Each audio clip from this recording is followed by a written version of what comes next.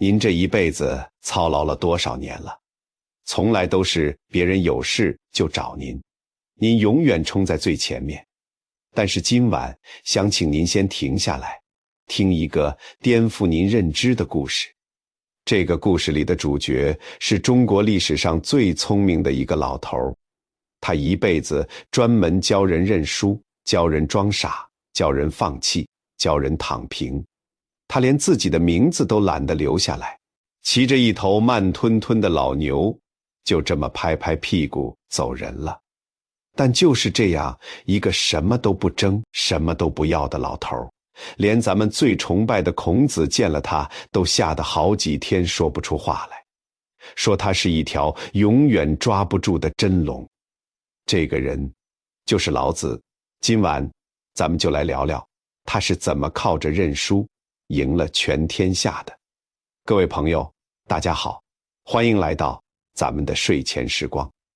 在开始今天这个故事之前，麻烦大家先在评论区打上4个字：平安顺心。每天想的就是怎么把这些老祖宗的故事讲得让大家听得懂，听得心里暖和。咱们辛苦了一辈子，现在最需要的就是心里头的那一份踏实和安宁。来，咱们慢慢聊。要说老子这个人，如果用咱们今天熟悉的生活来打个比方，孔子就像是那种每天西装革履，拿着厚厚一本企划书，到处找人谈合作的创业大老板。他满脑子都是怎么改变世界，怎么让天下人都守规矩，每天累得两眼发红，饭都顾不上吃。而老子呢，他就像是那个早就看透了的老人，他把公司关了，把手机也关了，拿着几个铜板跑去乡下，种菜，喝茶，过清静日子去了。一个是拼命往上爬的，一个是拼命往下退的。谁更聪明？今晚听完，您自己来评判。老子这个人，历史上的真名叫里尔木子李，耳朵的耳。他出生在2500多年前，那个地方就是现在河南一带，属于楚国的地界。如果说孔子那边的中原就像是一个规矩严到连碗筷怎么摆都有厚本说明书的单位，那楚国这地方就完全是另一个世界了。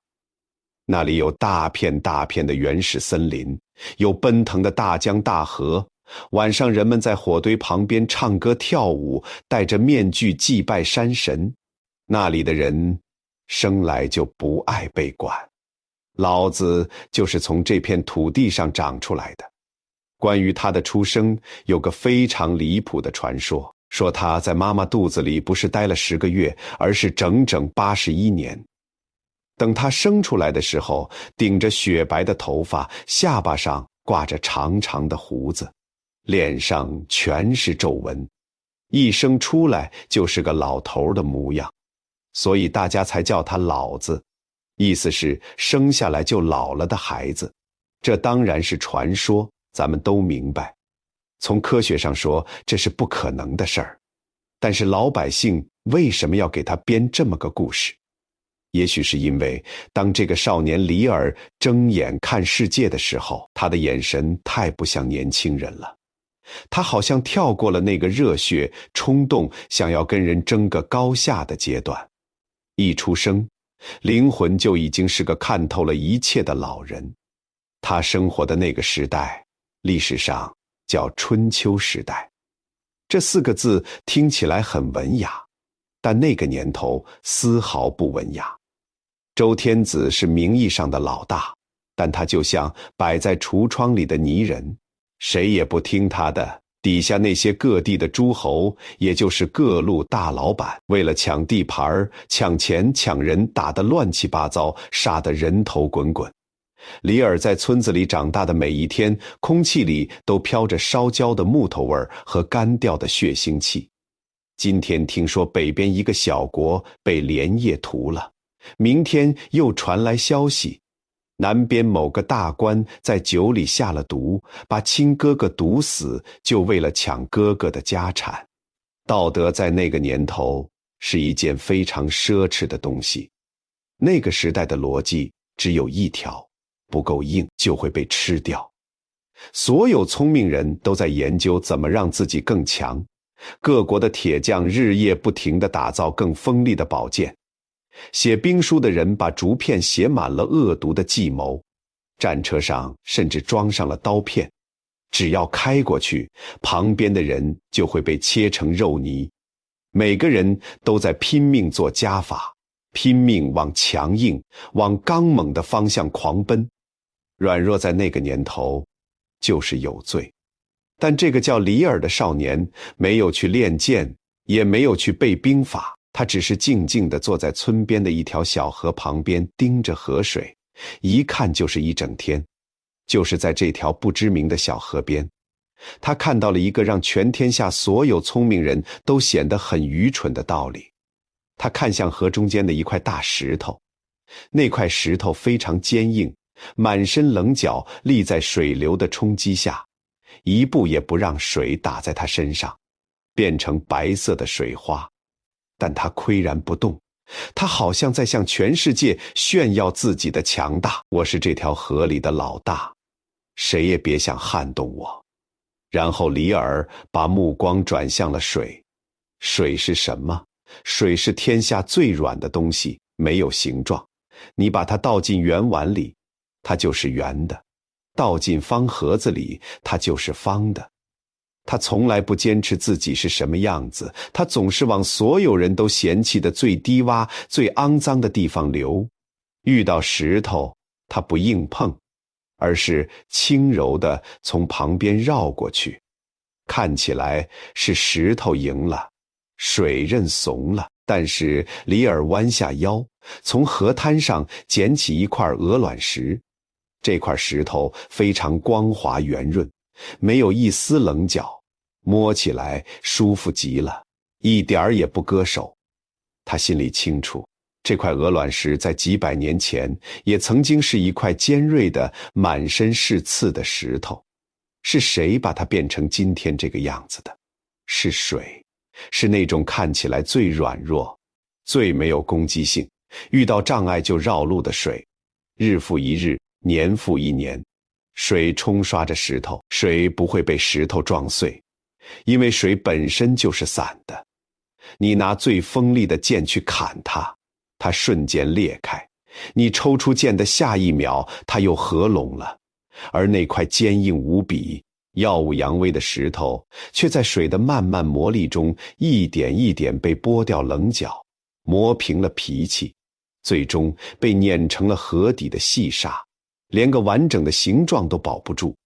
少年李尔站在河边，手里握着那块光滑的鹅卵石，心里好像有一扇大门被轰然推开。他发现了一个跟整个时代完全相反，却直指宇宙核心的真相。最坚硬的其实是最脆弱的，因为它们会折断，会碎裂；最柔软的才是最不可战胜的，因为它们无法被摧毁，懂得弯曲，懂得退让。大家想想咱们自己的身体，牙齿是我们身上最硬的东西，啃骨头、嚼食物全靠它。舌头是我们身上最软的东西，一点骨头都没有。但是等咱们70、80岁的时候，那满口坚硬的牙齿是不是一颗一颗都掉光了，最后只能吃软饭？可是那条最软的舌头却安安稳稳地陪伴咱们到老。舌头从来不跟牙齿比硬，但舌头活得最长。老子后来说了一句话，叫做天下莫柔弱于水，而攻坚强者莫之能胜。这不是一句弱者用来安慰自己的废话，而是一条极其冷酷、极具洞察力的生存法则。李尔决定，他不要做那块耀武扬威的岩石，他要做水。他要研究软弱，研究退让，研究如何把自己放在最低的位置，不跟任何人抢东西。想通了这一切，他拍了拍身上的泥土，转身离开了那条小河。他知道，要验证这个柔能克刚的命题，他要去一个地方，那个地方是整个天下最核心的权力中心，是所有欲望和阴谋汇聚的地方，是大周王朝的首都洛阳城。在那个出门全靠2条腿的年代，从楚国走到洛阳是一段极其漫长的旅途。李耳的鞋底磨破了一双又一双，脚上长满了水泡。他看过了被战火烧焦的农田，田里长满了比人还高的野草，早就没人耕种了。他看过了被乱兵洗劫后只剩破墙烂瓦，到处都是死人的村庄。这些画面让他更加坚信，争夺是一切痛苦的根源。当洛阳那威严厚重的高大城墙终于出现在地平线上，任何外乡人都会感到一种本能的敬畏。虽然此时的大周王朝，那颗心脏跳动得已经十分微弱，但表面上依然维持着繁华的样子。城里的街道上挤满了来自各国的使者，满脸写着着急、贪婪和欲望。他们在这里找靠山、送礼、捞机会，每个人走路都很快，生怕慢一步，好处就被别人捡走了。李耳没有去大官家门口排队送礼，也没有像其他读书人一样在集市上大声推销自己。他通过层层选拔，最终进入了大周王朝最核心也最冷清的一个机构，成了守藏室之士。用咱们今天的话说，就是国家图书馆馆长，兼皇家档案馆长，兼国家最高机密文件管理员。这是很多读书人梦寐以求的铁饭碗，但这绝对不是一个悠闲的差事。周朝的守藏室与其说是图书馆，不如说是一个巨大的、幽暗的、常年不见阳光、充满霉味的地下大仓库。那时候还没有纸，里面堆满的是沉重的木板，用来算命的乌龟壳刻着文字的青铜器，以及堆积如山的用牛皮绳串起来的厚重竹简。这里是整个中原文明的记忆库。每天清晨，当洛阳城外的军阀们又开始为了几座城池打得头破血流的时候，李耳就推开守藏室那扇沉重的大木门，阳光只能从高高窄窄的小窗里透进来一小点，在空气中打出几道浑浊的光柱，光柱里飞舞着千百年积攒的灰尘，呛得人想咳嗽。他点亮一盏昏暗的油灯，慢慢走进那些高耸的木架深处，开始整理、修补、阅读这些积满灰尘的档案。一卷记录着战役经过的竹简可能就有10几斤重。李耳要把它们从架子上搬下来，解开已经发硬发脆的牛皮绳，拿小刀一点点刮去霉斑和虫蛀，再在昏暗的灯光下眯着眼睛辨认那些古老的文字，把它们抄写下来。就在这日复一日的劳作和阅读中，李耳获得了那个时代绝大多数人都无法拥有的东西，一种老天爷视角的眼光。外面的诸侯和政客们只能看到眼前10几年的恩怨，而坐在地下室里的李耳一眼望去就是几百年的时光。他看到了所有事情的开头和结尾。他翻开商朝末年的档案，看到了那个力大无穷、聪明绝顶的商朝大王是如何用极其残忍的手段镇压异己，建造了最奢华的宫殿，以为自己的统治像石头一样坚固，可以传给子子孙孙。但紧接着，隔壁架子上就躺着周武王伐商的记录。那个看似不可战胜的庞大商朝，仅仅一个早晨就土崩瓦解。那个不可一世的亡国之君，在自己点燃的大火中化为灰烬，什么都没带走。他拿起一块刻着裂纹的乌龟壳，那是某位君王出征前的占卜记录，上面写着大吉2个字。但只要再往后翻一卷竹简，就能看到这位骄傲的君王在战场上被一箭穿心的悲惨结局。他还看到了周朝开国时，那些诸侯们在周天子面前滴血发誓，永世友好的记录。那些誓言写得极其华丽，看的人都会流眼泪。可是当李耳走到房间另一头，翻开最近几十年的档案，看到的是这些当年发誓的兄弟国家，如今正像野狗一样互相撕咬。哥哥在酒里下药毒死弟弟，儿子为了抢皇位带兵杀掉父亲，脸都不要了。在这座幽暗的守藏室里，历史不再是伟大光荣的英雄传说，而是变成了一组极其荒唐却又无比精确的因果报应。李耳坐在灯下，四周静得只能听见油灯爆裂的噼啪声。他看着手里的竹简，突然感到一种深深的疲惫。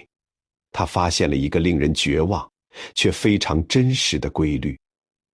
在这个世界上，越是想紧紧抓在手里的东西，往往失去得越快。那些想要千秋万代的王朝，往往传了2、3代就死于非命。那些贪婪的想要吞并所有土地的霸主，最终连一块安葬自己的坟墓都保不住。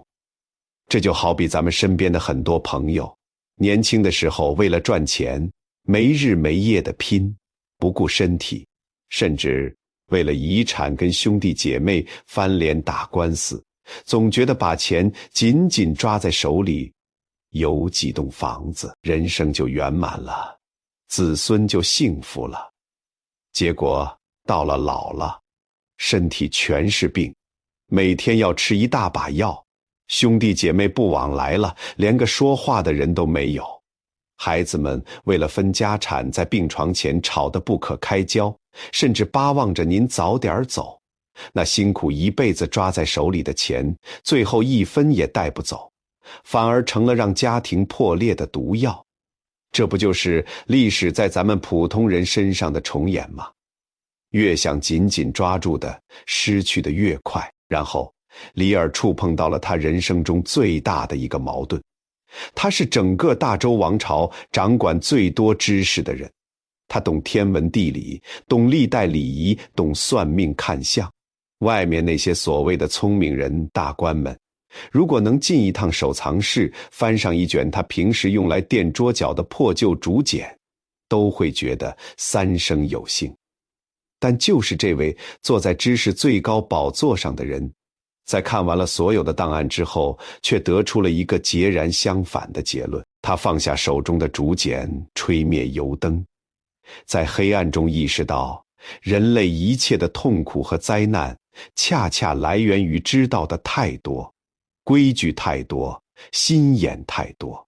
他想起了楚国老家那条河里的水，水不懂得什么叫礼仪，不懂得什么叫兵法，没有上过学，也没有读过书，水只是简单的顺应本性，往低处流，遇到石头就绕开，遇到坑就填满，什么都不争，却能滋养万物，生生不息。而人呢，周朝制定了繁琐无比的礼仪，厚厚好几本书规定了每个人穿什么颜色的衣服，吃什么规格的饭，怎么磕头，弯多少度，连死了用几个棺材陪葬都定得死死的。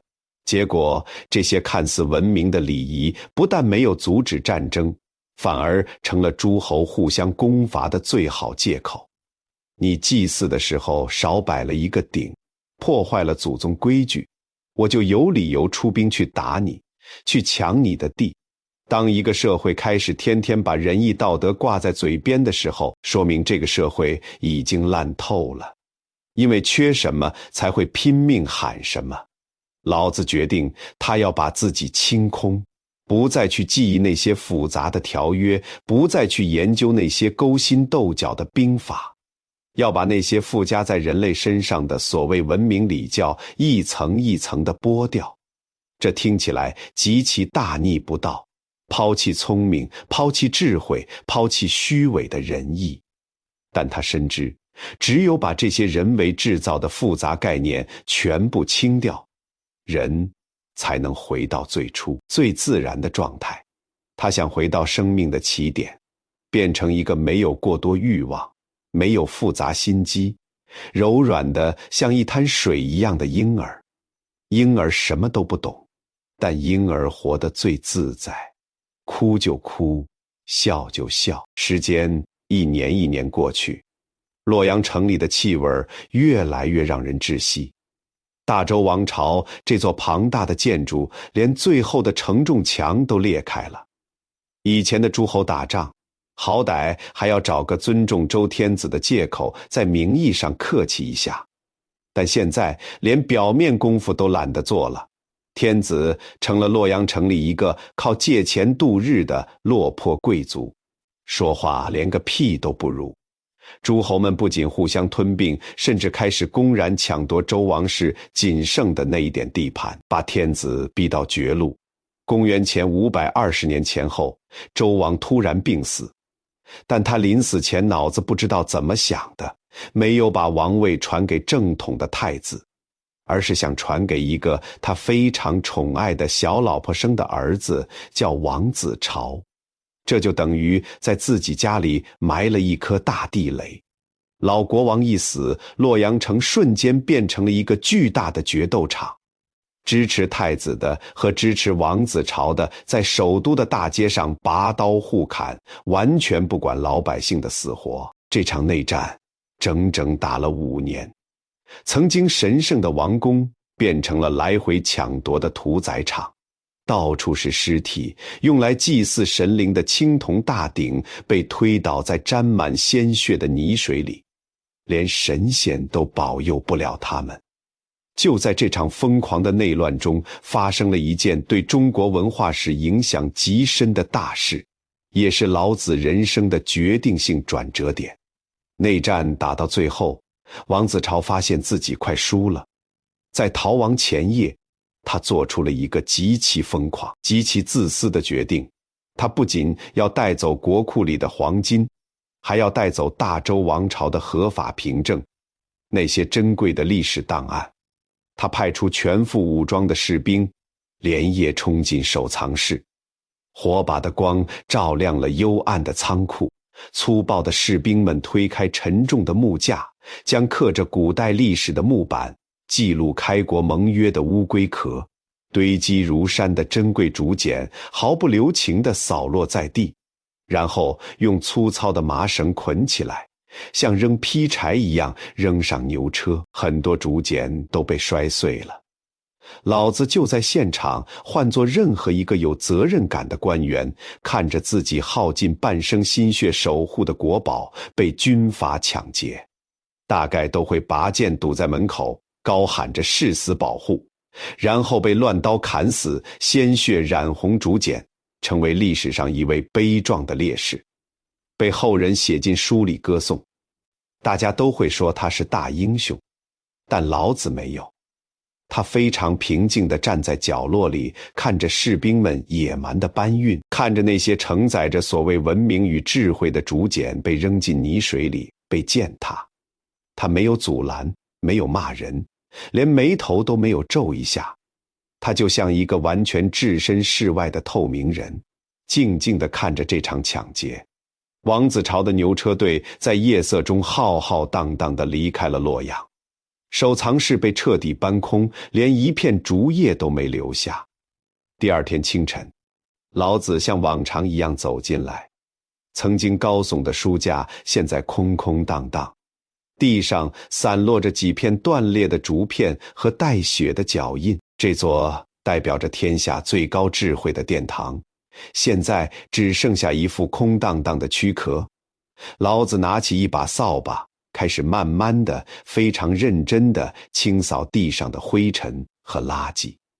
在这一刻，他并没有感到愤怒或悲伤，反而感受到了一种前所未有的轻松，就好像压在身上几十年的大石头突然不见了。他看着那些空荡荡的书架，心里非常清楚，王子朝带走的不过是一堆刻着谎言、虚荣和失败记录的木头罢了。那些被抢走的竹简救不了周朝，也救不了任何人，反而会让得到它的人因为贪婪死得更快。这座国家的大厦已经倾倒了，烂透了，而他选择不被埋葬在废墟里，他要放下这一切。那个时代的其他聪明人都在拼命刷存在感，想要在乱世里出人头地。比那他年轻一些的孔子正带着一群学生坐着颠簸的马车，在各个国家之间疯狂地推销他的救国方案，试图说服那些双手沾满鲜血的国君重新捡起仁义道德。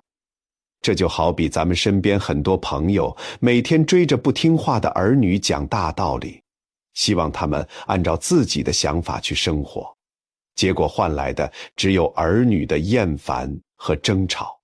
那些靠嘴巴吃饭的纵横家们穿梭于各国朝廷，用极其好听的话和恶毒的计谋挑拨离间，试图在这场大乱中为自己捞取高官厚禄。所有人都在拼命做加法，拼命想要成为聚光灯下最耀眼的主角，大声呼喊，四处奔走，为了证明自己的价值而焦头烂额。但在洛阳城里，这个叫老子的中年人走向了另一个极端。他选择了一种极其罕见、极其艰难的生存哲学，叫做和其光，同其尘。意思就是收敛起所有的光芒，让自己混在世俗的尘土里，不要显得自己特别。他不再谈论国家大事，不再展示他那足以碾压当时所有人的渊博学问。他穿着最普通的粗布衣服，走在洛阳的集市上，看起来就像一个稍微有点木讷、只会点头的普通老头。谁也不会多看他一眼，谁也不觉得他有威胁。别人跟他争论，他总是微笑着点头说：“你说得对，你说得对。”从来不跟人吵架。在朝廷的会议上，他总是坐在最不起眼的角落，从来不发表什么惊世骇俗的意见。有功劳让给别人去领，有黑锅只要不致命就不解释，不辩解。他把自己活成了一个彻底的透明人，这是最高级别的忍耐。在人的常识里，退让不争，忍耐是弱者的表现，是失败者的标签，会被人看不起。但在老子的眼里，这是一场降维打击。他说：“夫唯不争，故天下莫能与之争。”意思就是，因为你不和任何人争抢，不挡别人的路，你什么都不要，所以全天下就没有人能跟你争，也没有人会把你当成敌人来攻击，你反而成了最安全的人。咱们不妨看看那个时代，那些拼命去争去抢的强人们的下场。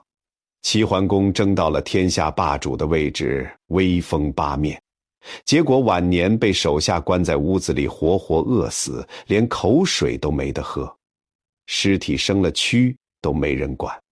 楚灵王耗尽国力修建最华丽的宫殿，为了争夺霸权连年征战，结果被亲弟弟兵变推翻，流落荒野，最后在一间破茅屋里上吊自杀，什么都没带走。那些在朝堂上锋芒毕露、自以为很聪明的大官们，今天刚获得国君赏识，明天就可能因为一句话说错被人陷害，满门抄斩，一家老小全部没命。在那个时代，你只要站上牌桌，无论是权力、名声还是财富，你就立刻成为别人攻击的靶子。你越强，射向你的暗箭就越多。而老子通过彻底的认怂，通过装傻，把自己从这张要命的牌桌上撤了下来。那些手持利刃的政客和军阀们，他们的刀锋永远不会砍向一滩没有形状，不构成任何威胁的水，也不会砍向空气中一粒微不足道的尘土，因为杀它没有任何好处。这个把退出和降低存在感当成毕生追求的透明人，就这样在无数次政变和战乱中毫发无损地活了下来，而且活得很长寿。他的软弱，他的不争，成了抵御那个疯狂时代最坚固的铠甲。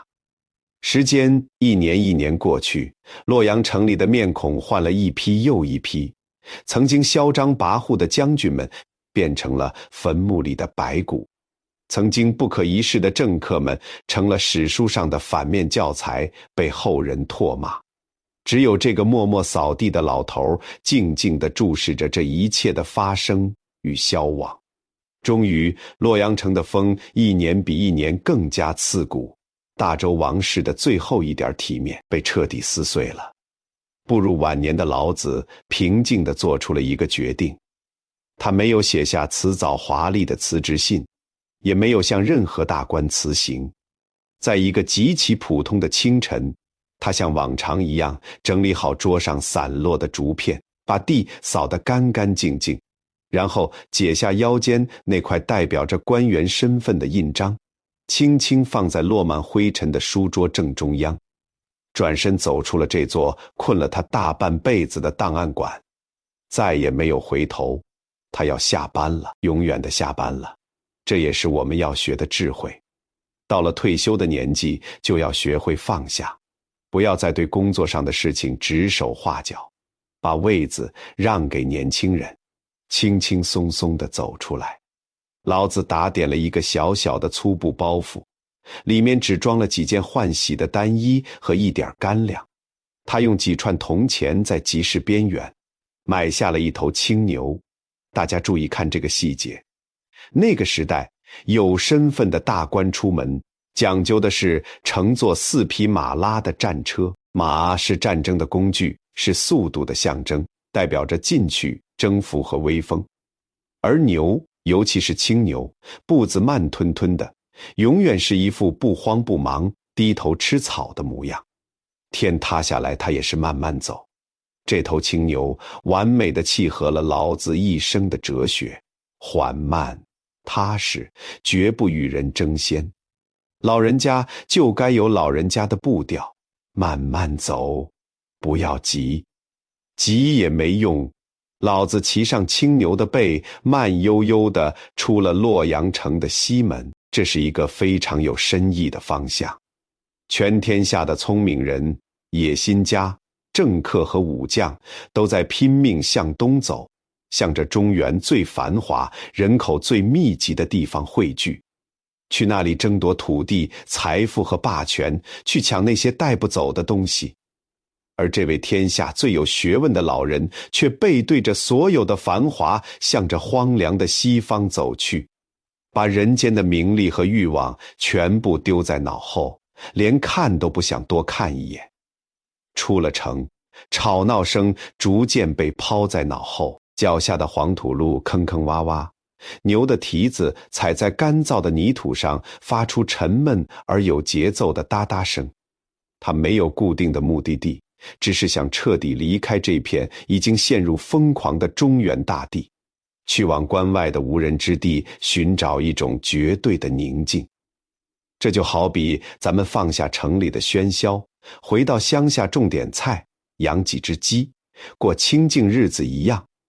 经过几个月的漫长跋涉，一人一牛来到了大周王朝的西部边境函谷关。这是古代中国最险峻的关卡之一，夹在2座高耸入云的峭壁之间，谷底深邃狭长，常年不见阳光。只要跨出这道大门，就意味着彻底脱离了周朝的法律礼仪和一切社会身份，进入了彻底的荒野，再也没有人能管得了他了。此时负责镇守函谷关的最高长官名叫尹喜。尹喜不是只知道舞刀弄枪的粗人，他读过很多书，对天下局势有着清醒的认识，也是个向往智慧的人。那天傍晚，尹喜站在高高的城楼上，眺望东方的来路，看到一幅极其反常的画面。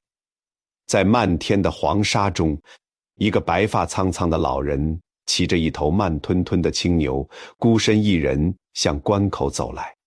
他没有随从，没有通关文件，没有携带任何金银财宝，身上也没有佩戴任何武器。在那个到处都是强盗土匪的年代，一个手无寸铁的老人敢于独自穿越几百里的荒野来到边关，这本身就是一种极其强大的内在力量。当青牛走到关卡前停下时，尹喜走下城楼，拦住了老子的去路。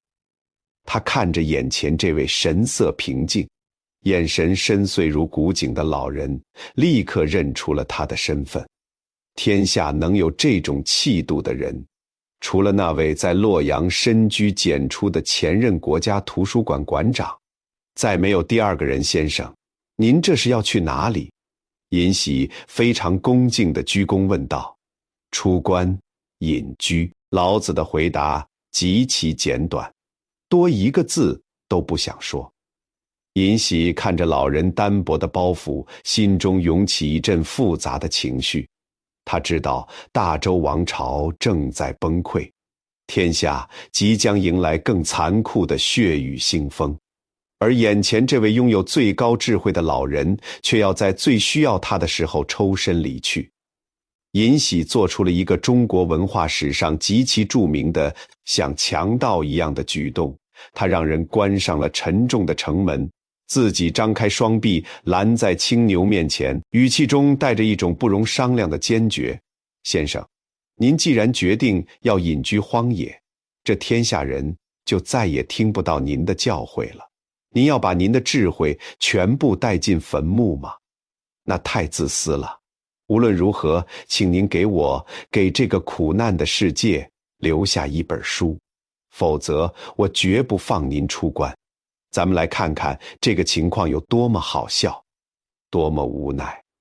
老子毕生的追求，就是把自己变成一个不再说话、没有存在感的透明人。他深刻认识到，真正的智慧是无法用语言来描述的。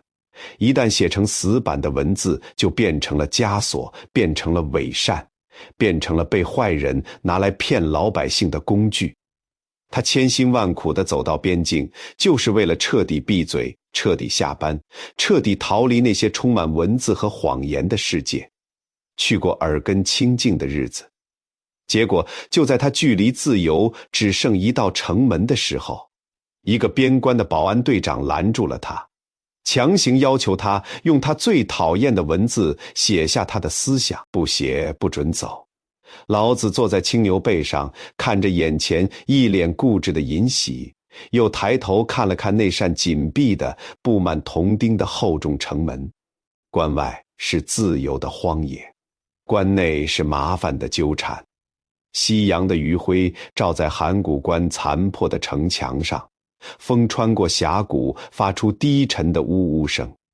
在这个被逼无奈的黄昏，老人轻轻叹了一口气，缓慢地从牛背上下来，走进了尹喜为他准备好的点着油灯的简陋房间。他走到书桌前，看着那些打磨得极其平整的空白竹片，以及一方刚刚研磨好的浓墨，知道只要自己落笔，那些原本不可言说的道理就会被固定死，就会被后人误解利用，甚至随便乱改意思。但这或许也是一种无法逃避的宿命，就当是交这辈子最后一次的过路费吧。老子没有再说话，他挽起粗布衣袖，伸出那只布满老年斑的手，接过尹喜恭恭敬敬递来的毛笔，饱蘸浓墨，笔尖悬在第一片空白竹片上方，笔尖落下又抬起，留下最后一滴墨迹。老子放下了毛笔，5000个字，不多不少，写满了案头的竹简。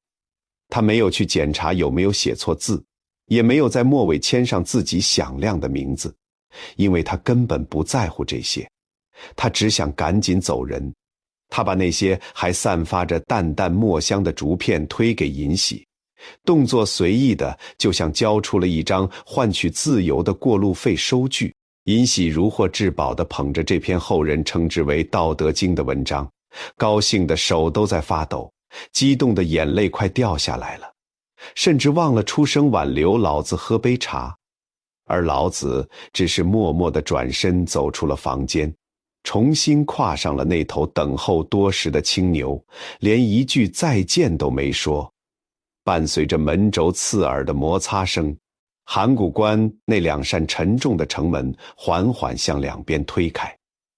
关外没有规矩，没有诸侯，没有坑蒙拐骗，只有漫天的黄沙和苍茫的暮色。老子骑着牛在干燥的古道上一步一步地走进了风沙里，他的背影在夕阳下被拉得很长，然后越来越小，最终化作了地平线上的一颗黑点，彻底消失在大家的视线中。从那一天起，正式的历史记录里再也没有出现过他的确切踪迹。他去了哪里，吃了什么，什么时候死的，没有一个人知道。后人不甘心，为他编造了各种各样的神话传说。有人说他在沙漠里活到了160岁，当了老神仙；也有人说他一路向西，走到了遥远的印度，给那里的人讲经说法，变成了佛教的祖师爷。但这些其实都不重要了。对于一个毕生追求把自己清空，渴望成为透明人的老者来说，彻底消失，不再被别人打扰，就是他为自己安排的最完美的结局。不用再去面对那些烦心的事情，这就是最大的幸福。这也告诉咱们，人老了，不要怕被别人忘记。被忘记了，其实是您自由的开始，您终于可以只为自己活了。然而历史偏偏跟他开了一个极其荒唐的玩笑。他留下的这5000字，原本只是为了摆脱人世的纠缠，顺利下班不被拦路。结果这5000字却成了几千年来无数野心家和聪明人最爱翻阅的说明书。几百年后，汉朝的皇帝把这5000字放在案头，用老子说的无为而治的方法，也就是什么都不折腾，不乱收税，不乱搞大工程，不乱打仗，结果却让一个刚刚经历过连年战乱的残破国家，悄无声息地攒出了堆积如山的巨大财富。老百姓过上了几百年来最好的日子，这证明了老子说的不管就是最好的管。带兵打仗的大将军们在半夜里仔细研究，从他说的柔弱胜刚强里面琢磨出了以退为进、诱敌深入的致命计谋，在战场上打败了强敌。朝廷里的大官们也在读他，从深藏不露里面学会了怎么隐藏自己的真实想法，怎么在危险的官场上存活下来。到了后来，人们甚至给他穿上了神仙的衣服，将他供奉在道观的最高处，每天伴随着缭绕的香火磕头跪拜，尊称他为太上老君。一个最讨厌规矩和束缚的人，他的话变成了治国的最高规矩。一个一生都在教人抛弃聪明心机，教人放下的老头，却被后人当成了智慧的最高神明，天天去求他保佑升官发财，这难道不是天下最大的笑话和矛盾吗？老子在天上有知，估计要笑得从牛背上掉下来。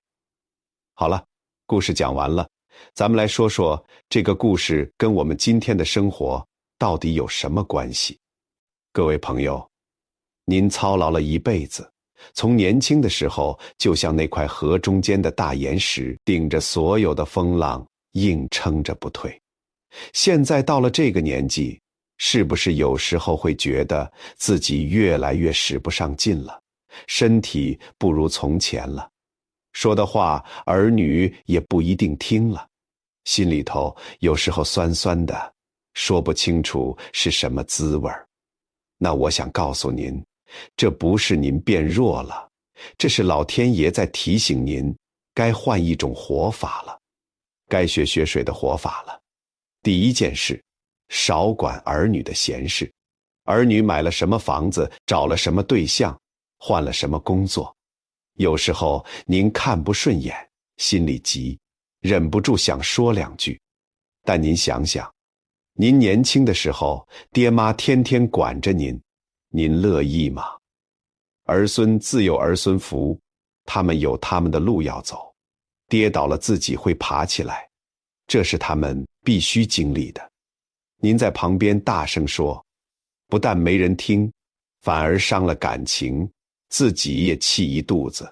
不如学老子退一步，装个不知道，反而家里更和气。第二件事，面对家庭矛盾，试着装装傻。媳妇儿煮的菜咸了淡了，点点头说好吃，不要去挑剔。儿子买的东西贵了，笑笑说谢谢，不要去念叨。婆媳之间有些小摩擦，您大人大量，不要掺和，不要评理，不要去分谁对谁错。您退一步，您少说一句，家里的气氛反而轻松了，大家都舒服了，您自己也省心了。这就是柔弱胜刚强。您让出去的那一步，换来的是满屋子的和气。第三件事，把身体健康放在第一位。老子那么有智慧的人，最终的选择是什么？是骑着牛慢慢走，去过清静的日子。他知道身体是一切的本钱，健健康康的活着，才有资格享受这一切。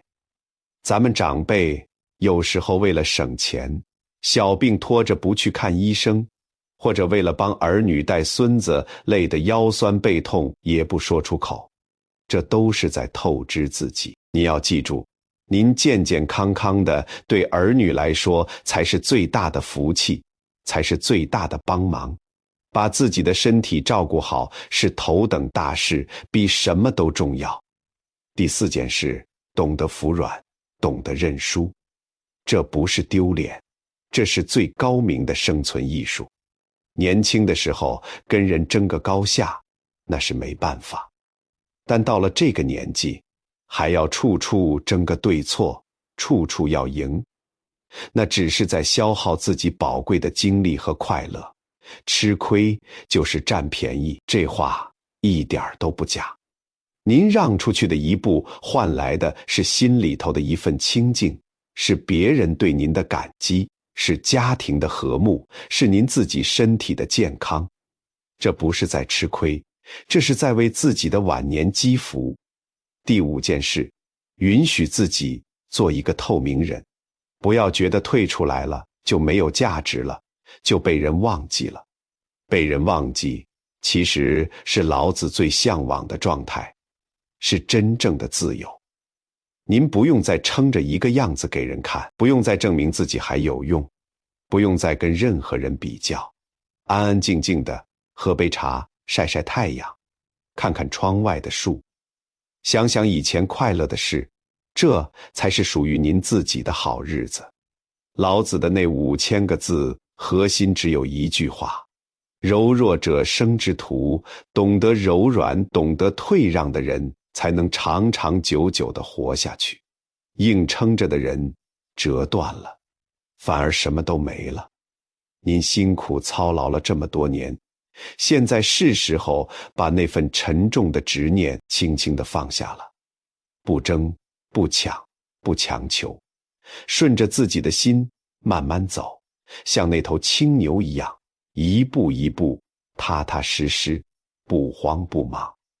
好了，各位朋友，今天陪您聊到这里了，感谢您耐心地听我唠叨了这么久，希望老子的这份智慧能像一杯温热的姜茶，暖进您的心里头，冲散那一丝丝的焦虑和烦恼。如果您觉得今天听得还算舒心，麻烦给点个赞，也分享给您身边的老朋友听听。现在，请您轻轻地靠在枕头上，让肩膀放松，让手脚都放软，今天所有的事情都让它随风散去吧。那些没有解决的烦恼，明天再说。那些放不下的牵挂，今晚先搁一搁。